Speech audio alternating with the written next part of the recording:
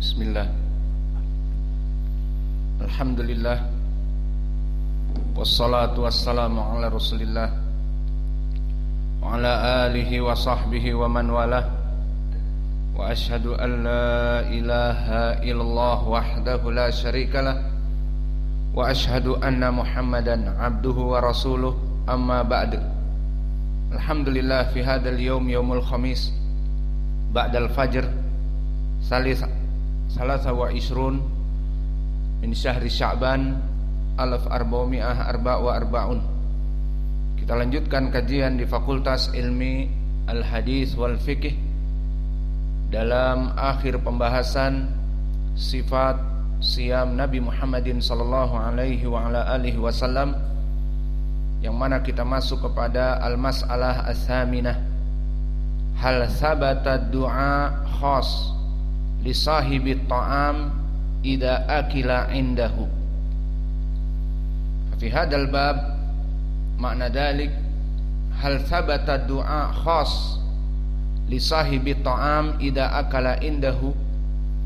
Apakah ada doa khusus bagi orang yang memberikan makanan untuk mendoakan kepada orang yang memberikan iftar? Maka masih berhubungan dengan permasalahan memberikan iftar. Telah kita ketahui di hadis-hadis yang lampau, man fattara sha'iman falahu ajr. Maka dipersilakan untuk mentasmi matan ini, atau sudah kemarin? Sudah. Maka di dalam hadis yang terdahulu dari hadis Abi Hurairah, dan juga di hadis yang sebelumnya dari Zaid ibn Khalid, disebutkan oleh Nabi Muhammad sallallahu alaihi wa ala alihi wasallam, man fatara sha'iman fa'at'amahu wa saqahu kana lahu mithlu ajrihi. Bahwa seorang muslim yang mana dia itu memberikan makanan dan minuman bagi orang yang berpuasa, kana lahu mithlu ajrihi, maka dia seakan-akan mendapatkan puasa yang sama dari orang yang berpuasa. Berhubungan dari pelajaran yang lalu dengan pelajaran hari ini, dan ini adalah pelajaran terakhir kita di kitab ini, di masalah yang ke-8, di sana ada lafaz yang terjadi ikhtilaf para ulama memahaminya. Dan lafaz ini adalah, apakah lafaz ini dijadikan sebagai doa terima kasih dari orang yang diundang untuk makan berbuka puasa. Maka pembahasan kita kembali kepada dua hadis. Yang hadis keduanya ini dhaif, namun bisa naik kepada derajat hasan li ghairih dari dua riwayat. Dan kedua riwayat ini seperti di dalam matan. Pertama dari hadis Anas, dan yang kedua dari Abdullah ibni Zubair. Yang mempunyai matan silahkan dilihat. Maka hadis yang pertama diriwayatkan oleh Imam Abi Daud.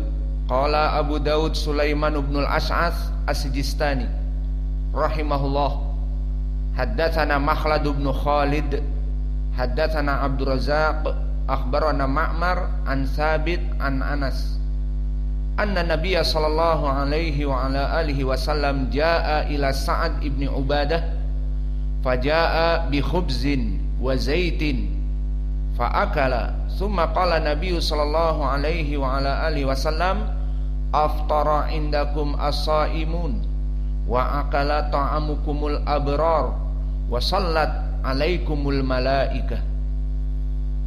Di dalam hadis yang datang dari Abi Daud ini disebutkan bahwa berkata Anas, Nabi Muhammad sallallahu alaihi wa ala alihi wasallam datang ke rumah Sa'ad ibn Ubadah, dan dohirnya dalam keadaan berpuasa. Maka di saat waktu berbuka, ja'a bi khubzin wa zaitin. Didatangkan khubuz, ma'ruf khubuz seperti yang sering kita buat, roti, wa zaitin, dan minyak. Dohirnya bisa minyak samin ataupun bisa minyak zaitun atau apa saja. Fa'akala, maka Nabi makan. Summa qala Nabi sallallahu alaihi wa ala alihi wasallam, kemudian Nabi mengatakan, inilah yang menjadi permasalahan. Berkata Nabi, aftara indakum as-saimun, telah makan, berbuka di rumah kalian, di tempat kalian. Siapa? Sa'ad ibnu Ubadah. As-saimun, orang-orang yang berpuasa. Wa akala ta'amakumul abrar, dan memakan makanan kalian yang baik. Wa salat alaikumul malaikah, dan para malaikat memberikan salawat kepada kalian. Dan telah kita bahas makna salat dari para malaikat, maknanya adalah doa kebaikan, doa barokah. Maka inilah hadis yang akan kita bahas dari pertama takhrijnya, karena kita di sini mempelajari kitab Al-Akhbar As-Sahihah, kumpulan hadis-hadis yang sahih, maka disyaratkan hadis ini harus sahih atau hasan paling sedikit.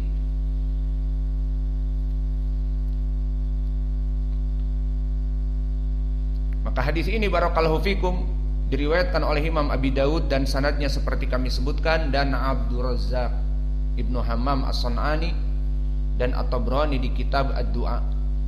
Maka karena sanad juga dikeluarkan oleh Imam Abdur Razzaq, berarti tidak melewati Khalid ibnu Makhlad seperti di dalam sanad ini. Maka madarul hadis tentunya setelah Abdur Razzaq, karena dikeluarkan oleh Imam Abdur Razzaq juga. Maka dikeluarkan oleh Imam Abdur Razzaq dan At-Tabrani di kitab Ad-Du'a, kulluhum min tariq Ma'mar an Sabit an Anas radhiyallahu anhu, bahwa Nabi Muhammad sallallahu alaihi wasallam makan di rumah Sa'ad ibnu Ubadah. Maka sanad yang paling tinggi di sini sanad Abdur Razzaq yang paling ali, tanpa menyebutkan kepada gurunya Imam Al-Bukhari, yakni Makhlad ibnu Khalid, dan tidak butuh menyebutkan Abdur Razzaq lagi, tapi langsung kepada Ma'mar. Ini sanad Abdur Razzaq yang lebih tinggi. Baqiya soal, walimada al-muallif ma yabda bi musannaf Abdur Razzaq, limada ma yaqul qala Abdur Razzaq rahimahullah fi musannafihi haddatsana Ma'mar an Sabit an Anas. Hada huwa soal. Kenapa penulis tidak menukilkan di matan riwayat Abdur Razzaq? Kan lebih baik, iya apa tidak? Langsung Ma'mar an Sabit an Anas. Lakin huna madkur Abu Daud yarwi an Makhlad ibnu Khalid an Abdur Razzaq an Ma'mar. Maka sekarang antum mulai mengetahui bagaimana jalan sanad. Jawabnya, pingin muallif melaksanakan yang demikian, namun di sana perlu diketahui kutubus sittah lebih afdal daripada kutub yang lain dari segi sihah. Maka jika dia dikeluarkan Al-Bukhari, dulukan Al-Bukhari. Kemudian jika dikeluarkan juga Muslim, dahulukan Muslim. Kemudian Abu Daud, wa Tirmidzi, wa Nasa'i, wa Ibnu Majah. Ini urutannya. Maka telah kita ketahui hadis ini dikeluarkan kutubus sittah, maknanya dari rijal kutubus sittah, meskipun bukan Al-Bukhari dan Muslim.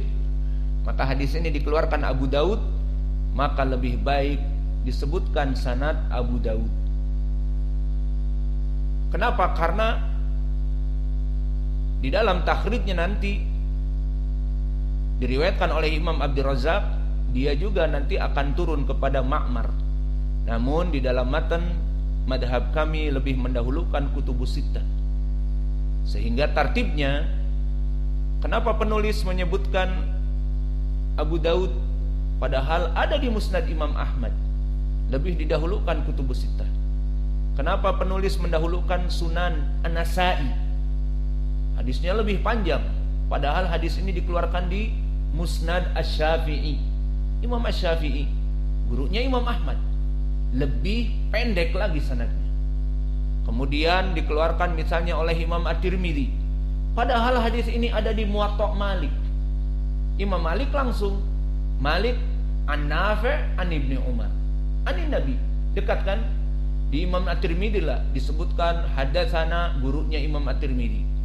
Kemudian dari gurunya lagi baru ketemu dari Nafi', dari Ibnu Umar, atau ketemu Malik An-Nafi' an Ibnu Umar. Maka bisa jadi lebih pendek. Namun karena kita lebih mendahulukan Kutubus Sittah daripada Kutubul Masanid, apalagi Kutubul Masannif, Musannafat, maka ini sebabnya. Terjawab sekarang kenapa didahulukan oleh penulis di matan qala Abu Daud As-Sijistani, padahal hadis ini dikeluarkan oleh Abdul Razak lebih dekat. Jawabnya tadi, kita lebih mendahulukan Kutubus Sittah, dan itu yang dilakukan oleh para ulama ahlu takhrij dan ulama mutaqaddimin, mendahulukan Kutubus Sittah. Sehingga hadis jika ada di Al-Bukhari, dahulukan Al-Bukhari, atau Muslim, dahulukan Muslim, atau muttafaqun alaih, sebut muttafaqun alaih. Jika tidak, dikeluarkan Abu Daud dulu, kemudian At-Tirmidzi, kemudian An-Nasa'i, kemudian Ibnu Majah. Siapa yang ngantuk? Ada yang ngantuk? Nasr, Tenaim. Maka di dalam hadis ini, kalau begitu sanadnya sahih, karena Ma'mar Ibnu Rashid Al-Azdi an Sabit, wa huwa Sabit Ibnu Aslam Al-Bunani, dua-duanya imam. Maka hadis ini dohirnya sihah. Kenapa kita katakan hadis ini dohirnya sihah wa huwa mu'al? Seperti kaidah di ilmi penyakit hadis. Hadis ini jika diberikan kepada awam yang baru belajar ilmu hadis, yang baru mempelajari ilmu hadis, baru membahas hadis, baru mentahqiq hadis, akan dihukumi apa? Sahih. Halas, Ma'mar Ibn Rashid Al-Azdi imam, wa Sabit Al-Bunani imam, wa Anas sahabi. Tidak butuh kepada pentausikan. Dan yang sebelumnya Khalid Ibnu Makhlad dan yang lainnya tidak butuh diperiksa. Maka hadis ini sanadnya semua rijalnya thiqat. Kita katakan dhahiruhu sihah, namun mu'al. Kenapa kita katakan mu'al? Seperti di pelajaran ilmu mustalah, hadis mu'al adalah hadis yang berpenyakit, namun penyakitnya butuh kepada penelitian lebih dalam, butuh kepada specification, butuh kepada para akhissai, para spesialis dokter hadis, butuh diperiksa dari USG, atau butuh alat CT scan atau MRI, atau butuh alat lagi yang lebih dari itu seperti serum dan diambil darahnya, maka akan diketahui bahwa darahnya tidak normal, terlalu banyak kolesterol, terlalu banyak LDL. Apa LDL? Low density lipoprotein. Lawannya HDL, high density lipoprotein, maknanya kolesterol yang jahat dan kolesterol yang baik. Maka butuh diperiksa tekanan darahnya, apakah normal atau tidak. Maka begitupun hadis ini, dohirnya sahih, Ma'mar imam, dan begitupun meriwayatkan dari Sabit imam, sahih. Namun ternyata mu'al, Karena apa? Karena telah datang nas dari para ulama bahwa riwayat Ma'mar khusus dari Tsabit dhaif,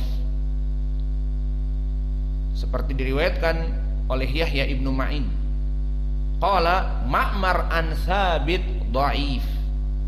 Riwayatan Ma'mar khusus dari Tsabit dhaif, meskipun keduanya imam, na'am, namun khusus periwayatan Ma'mar dari Tsabit didhaifkan oleh para ulama.